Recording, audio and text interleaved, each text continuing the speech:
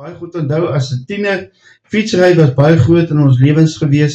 en jou fiets was vir jou baie, baie belangrik. Dit is ons ryding gewees, jy weet, ons het nie daai tyd gewoon in plekke waar ons agter mure moes ry, waar ouers met toesig hou nie. Nie wat ons fiets het sommer daar buite gestaan, daar teen die muurtjie, en dan is ek na skool iewers gou wil ry, klim ek op my fiets en ek gaan. Daar was nie verkeer wat gevaarlik was nie, daar was nie mense wat gevaarlik was, die deure was oop gewees nags, en jou fiets het buite gestaan. Ons het natuurlijk baie in die moeilikheid gekom om met ons fietse buite staan, want dan is het nou roes en al die dinge, jy pas nie jou fiets mooi op nie, maar ek het hierdie fiets vir my baie mooi opgepas. 'n vriend van my, daai tyd, hy was so jaar ouer as ek was so 9 of 10, het so mooi rooi rally fiets gehad.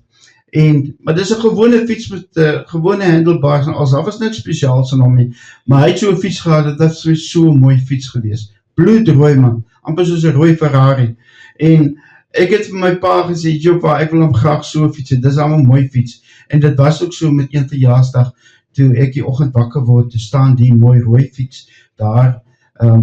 gereed vir my, en was dit nie 'n wonderlike gebeurtenis nie, ek dink jy sal ook onthou, as jy destyds in daai tyd geleef het, hoe wonderlik was jou eerste fiets nie gewees. Ek praat nie van 'n kinderfiets, ek praat van 'n regte fiets. En hy het sulke wit skerms opgehad op sy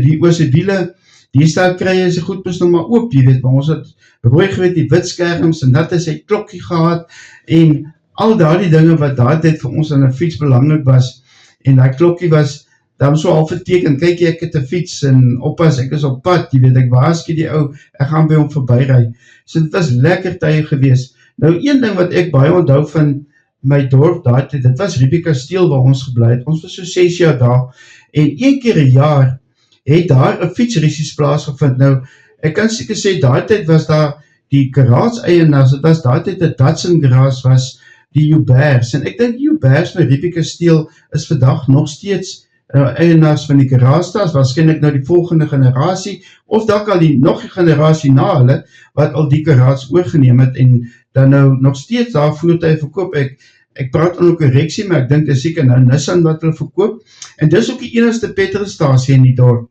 en nou wat gebeur het een keer 'n jaar, daai tyd was die Jouberseens nou so in die hoërskool tipe, en een keer 'n jaar, dat hulle al hulle maats by mekaar gemaak, nou jy vir Riepie Kasteel ken, as jy weet daar so lang afdrand,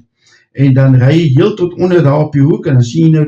die kandon, en jy sien die os wat daar so staan, weet is nou beelde, of wat hulle nou gemaak het daarvan, en dan kon jy nou natuurlijk dit nou besoek, en daar is 'n geskiedenis agter die type van ding wat daar so staan,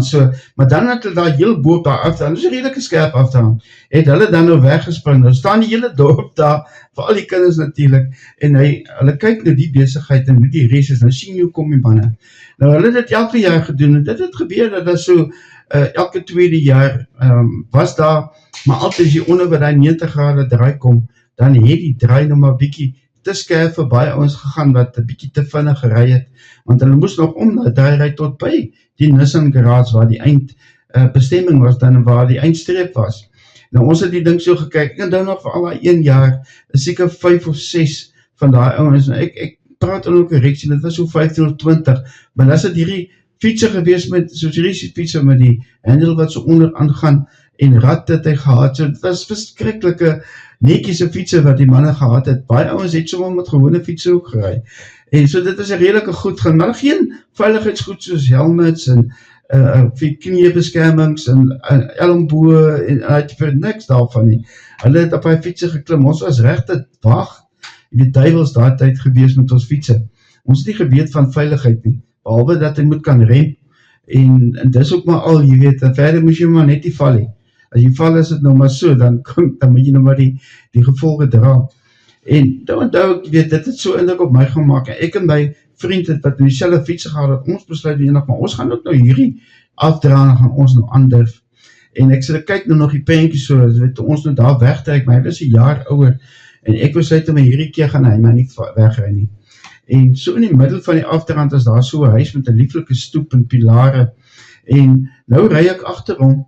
en ek kom toe baie naby aan sy agterwiel met my voorwiel, en ek dink so vir myself, ek wonder wat sal nou gebeur, as ek nou met my voorwiel aan sy agterwiel raak, en dis toe ook seker net so 3-4 tellings later, wat ek dit toe nog mooi mik, jy weet, en ek raak met my voorwiel aan sy agterwiel, maar dit is mos nou amper sê 'n tragiese besigheid as jy dit nou nie weet nie, want wat toe met my gebeur, dit is net so goed jy vat 'n voorste rem wat onmiddellik stop, jy weet, daar is nie 'n manier hoe hy effens vorentoe gaan nie. Nou die oom wat nou hier so op die stoep gesit het, hy het die storie nou sit te kyk. Nou ek is toe nou boor die fiets se rame, en ek het daar so in die pad beland, en ek het opgestaan, en ek het so gekyk wat rondom my aangaan. Ek sien toe my hier so net my regterhand, is hier so 'n velletjie wat af is. Ek kon dit eintlik glo nie, ek voel so oor op my knieë, want dit is 'n teerpad, en ek voel so, maar dit kan nie wees nie, maar dit is toen so, dat dit is, weet, dit is al my engel wat ek gehad het daardie dag. Nou kom die oom hierso, van die kant af, maar hy kyk nou vir ons, maar eers is hy nou vreeslik bekommerd, hy kyk nou vir my, hy weet dus nou, ek is nou die dominee se seun, wat daar net om die hoek van hom bly,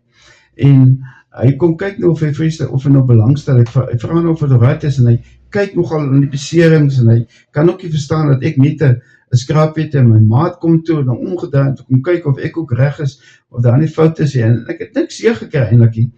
en hy het die storie so gekyk, en toe hy nou besef, dat hier nou eintlik niks ernstig gebeur nie, toe begin hy nou te lag. Toe sê hy nou vir my, hy wil nou vir my vertel hoe die besigheid gewerk het. Ek het nou mooi agter die ou aangery, en ons het baie naby mekaar gery. Hy sê, jy het met jou voorwiel aan sy agterwiel geraak. En toe gebeur, toe is dit so asof jy gegooi word vanaf jou motorfiets, voor na die motorfiets. Hy sê, ek het boor die oukie sy fiets gevlieg, en ek het so 1 keer of 2 keer het ek getol in die lug, en hy sê, en toe het jy nou mooi kies, so half op jou agterkant geland, op jou boude, op jou klere, weet jou broek wat ek aangehad het, en ek het die een hand ek so uitgesteek om my te stit, en dit is nou waar die seerplek op my hand toe vandaan kom, maar toe hy nou dit vir my vertel, toe begin hy nou te lag, ek kan nie verstaan dat die oom nou so vir my lag, en my lag, met uit sy diepste bors lag hy vir my, hy sê, weet jy, dit is nou 'n ernstige ding gewees, maar nou dat ek weet, jy het nie iets oorgekom, of nie ergens seer gekry nie, nou kan ek jy help, want nou is dit vir my baie snaaks. Ja, ek het nou nie eintlik gedink dit snaaks nie, maar ek het dus nou skaamderig saam met die oom gelag vir die ongeluk wat ek nou gemaak het, en daar wat hy toe nou, ek en die vriend van my wat nou resies wou jaag, soos die groot kinders, wat ook daar omgejaag het ek ook daai dag besef, maar fiets is ook maar nie 'n speelding, maar oppas vir hom, dinge gebeur maklik. Ek het huis toe gegaan, ek wou nie eintlik die storie vir my pa en my ma vertel nie, maar ek moes toe nou maar, want my ma sien mos nou my hand, en ek het nog gegaan, dat sy nou my hand vir my kan dokter. Toe vertel ek nou die storie, maar hulle was vreeslik geskok geweest, ook maar baie verlig, dat ek daarom te lig daarvan afgekom het. Nou, dit was die dag wat ek fiets gery het, en toe gewonder het of wat sou gebeur. So, as jy wonder wat gaan gebeur, moet dit nie probeer nie, ek het dit nou vir jou vertel, jy gaan vlieg deur die lug, jy gaan bommetjies slaan, jy gaan hard te lande kom, en jy gaan waarskynlik nie so gelukkig soos ek wees nie.